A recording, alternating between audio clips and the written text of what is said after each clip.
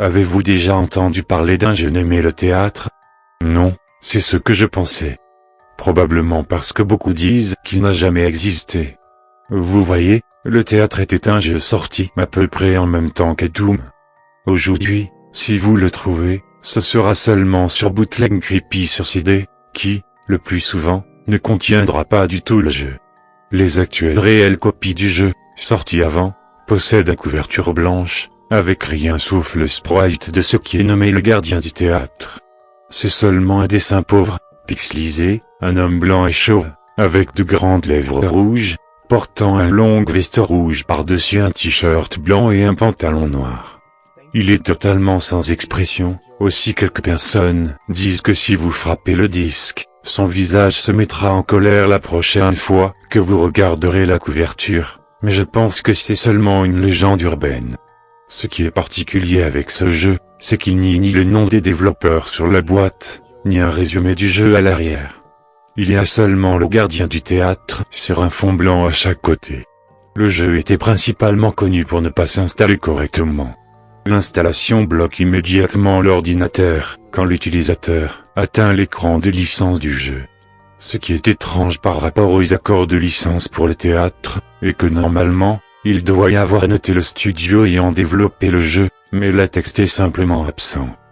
Peu importe, la plupart des personnes disant posséder le CD original, disent qu'ils ont réussi à installer le jeu, en relançant l'ordinateur sur l'écran de licence, laissant le disque dedans. Puis ils ont dû appuyer sur le bouton « J'accepte » au démarrage. Puis ils ont pu continuer l'installation. Si un joueur parvient à trouver ce qu'il croit être une copie de presse, ils ont déclaré que la fenêtre d'installation gèlera et cessera de répondre avant de pouvoir cliquer sur votre premier bouton suivant, mais ils disent aussi que leurs PC ne le font pas verrouiller, et ce n'est que l'installateur qui frise. On ne sait pas s'il s'agit de copies réelles ou de fausses, mais il est largement pensé que ces copies de presse sont simplement pour attirer l'attention d'Internet sans aucune preuve des effets d'installation. Lors d'une installation correcte, le jeu commence alors sans aucune introduction, en plus d'un menu principal qui est simplement le sprite de l'extérieur d'un cinéma, sur une rue vide de la ville. Le titre disparaît puis les trois boutons du menu, nouveau jeu, chargement, options. La sélection d'options fait cracher le jeu vers le bureau. On dit que charger ne fonctionne pas du tout. Même si vous avez une partie sauvegardée, rien ne se produit lorsque vous appuyez dessus. Ainsi, nouveau jeu est la seule option du menu. Une fois qu'il est sélectionné, vous êtes en vue à la première personne. Vous êtes debout dans un salon de cinéma vide, à l'exception du gardien du théâtre, debout devant un couloir sombre, qui ne peut que diriger le théâtre seul. Il n'y a rien à faire que de regarder les affiches de films mal dessinés, principalement illisibles ou d'aborder le gardien du théâtre.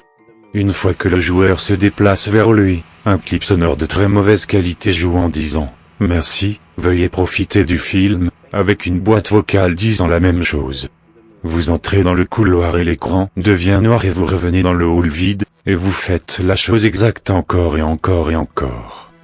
Bien que cela puisse ressembler à un jeu vraiment horrible, un certain nombre de choses bizarres se produisent lorsque vous continuez à jouer. Le nombre de fois que vous devez continuer à jouer dans le hall, après avoir donné votre billet au gardien du théâtre, avant que les événements étranges ne se produisent est inconnu. La plupart affirment que c'est complètement aléatoire et pourrait commencer n'importe où, depuis la première partie, à la 400e. Ce qui y arrive, cependant, a profondément perturbé certains joueurs. Le premier fait est lorsque le joueur disparaît après avoir marché dans le couloir. Cette fois, ils remarqueront que le gardien du théâtre est totalement absent. Le joueur, sans autre option, décide de marcher dans le couloir sombre.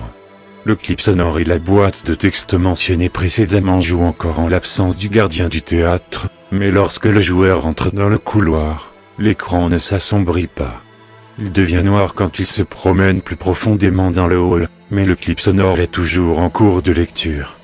Ceux qui prétendent avoir joué au jeu original, se sont sentis extrêmement mal à l'aise, pendant qu'ils marchaient dans le couloir, anticipant tout ce qui pouvait se passer. Et bien sûr, le joueur est incapable d'aller de l'avant. Il n'y a rien pendant quelques instants, avant qu'un sprite étrange dit, le gardien du théâtre, mais avec un tourbillon comme un visage, apparaisse et se positionne devant le joueur. Les joueurs originaux du jeu disent que leurs corps se sont immédiatement paralysés lorsqu'ils ont vu ce sprite qui a été nommé Gardien Fou. Rien ne se produit alors que Gardien Fou se présente devant eux. Puis, soudainement, un cri horrible se joue alors que le jeu crache. Cela dure quelques minutes, les cris étant continus. Ensuite, le joueur retourne brusquement dans le hall, avec tous les sons et les graphismes étant comme il devrait.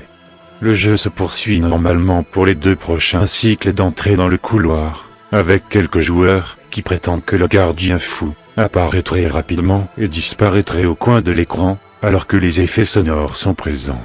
Ensuite, à un moment donné après avoir rencontré le gardien fou, le joueur voit le gardien du théâtre faire des allers-retours, bien qu'il n'y ait pas d'animation ambulante, ses membres sont complètement statiques, donc il se déplace légèrement comme une statue, les yeux écarquillés et la bouche ouverte, pour simuler une expression faciale inquiète. Certains joueurs ont noté que les affiches de films avaient été remplacées par des images du gardien fou, qui les ont amenés à s'éloigner immédiatement des affiches, et à aborder le gardien du théâtre. Ensuite, un autre son de mauvaise qualité se joue, mais la boîte texte ne contient que des caractères corrompus, et rendent le tout illisible. En raison de la très faible qualité du son, les joueurs ont discuté de ce que le gardien du théâtre dit à ce stade, bien qu'il soit largement convenu qu'il dit ne jamais atteindre les autres niveaux.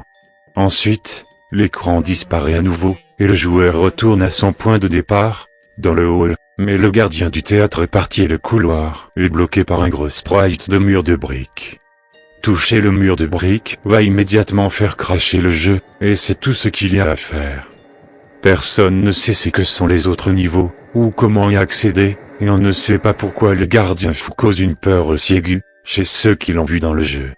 Toutes les copies originales du jeu Le Théâtre ont été perdues ou détruites. Mais la partie la plus effrayante est le fait que tous les joueurs originaux du jeu prétendent voir, de temps en temps, un bref aperçu du gardien fou, dans le coin de leurs yeux.